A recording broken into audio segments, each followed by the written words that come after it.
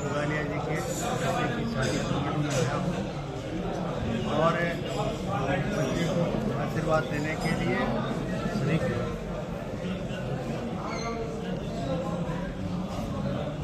Sir, मौजूदा बिहार चुनाव को लेकर एक बार फिर राजनीति घुमा गई है। लगातार कांग्रेस बीजेपी के ऊपर आक्रोशित और गंभीर आरोप है।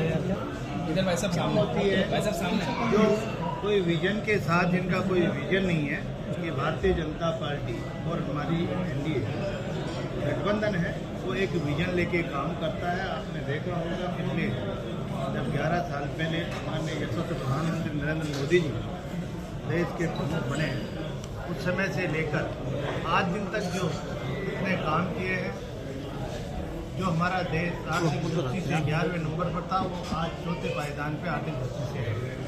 वो जो ऐसे काम किए, 3 तलाक जैसे धारा 370 राम मंदिर निर्माण जैसे काम किए हैं, और बिहार में जिस तरह से एनडीए की सरकार ने काम किया है, वो आज भी हम बिहार जाते हैं तो ये कहते हैं सड़कें बनी है, इसे एनडीए सरकार ने बनाई है।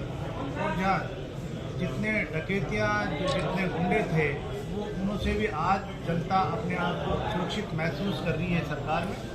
इसलिए उनकी बातों उनके पास है, उनका कोई विजन के साथ कोई बिना हाथ पैर की बात करते हैं। बाकी भारतीय जनता पार्टी और एनडीए की सरकार जो कहती है, जो करती है।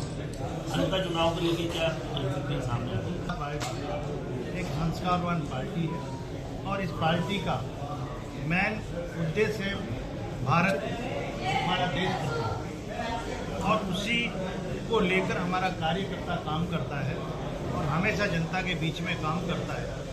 हमें पूरा विश्वास है कि हमारा कार्यकर्ता भारतीय जनता पार्टी का हमेशा जनता के बीच में रहता है। जिस तरह से माननीय यशस्वी प्रधानमंत्री नरेंद्र मोदी जी ने जो काम किया, जनता उसका समर्थन करती है। और अभी डबल इंजन की सरकार राजस्थान में 2 साल से हमारे मुख्यमंत्री भजनलाल शर्मा जी ने जिस तरह से 2 साल में अनेक काम करके इस जनता को ये साबित कर दिया है कि विकास करने वाली और विकसित राजस्थान बनाएगी तो भारतीय जनता पार्टी बनाएगी। इसलिए आम जनता को भरोसा है भारतीय जनता पार्टी में, जो कहती है वो करती है।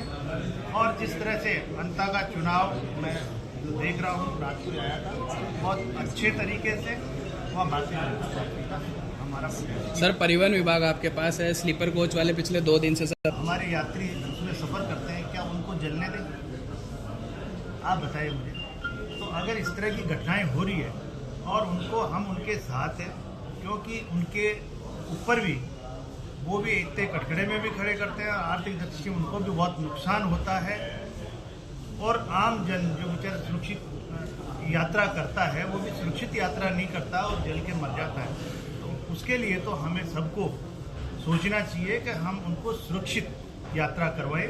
इसके लिए अपनी बॉडी जो बाद में ये करा लेते हैं, उस बॉडी को तो ठीक कराने का काम हम कह रहे हैं। ऐसा नहीं है, जो परिवहन के नियम है उस नियमों के तहत करवाकर वो चलाएंगे तो हम उनको और चीज़ों में रियायत दे सकते हैं, लेकिन इन चीज़ों में हम नहीं दे सकते, क्योंकि हमारे लिए जनता का जीवन सुरक्षित। आरटीओ भी भारी जुर्माना नहीं है। आप गाड़ी को अगर सही नॉर्म्स के अनुसार है तो हम किसी को नहीं रोकते, गाड़ी सही नॉर्म्स में है तो नहीं रोकते। बॉडी को मॉडिफाई करके चलाते हैं और मॉडिफाई में उनके गेट बंद कर लेते हैं, उसमें फायर वाला सिस्टम वो नहीं रहता है।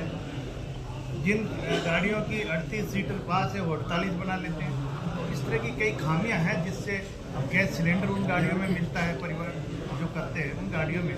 सर, जमीनी स्तर पर देखा जाए तो आज भी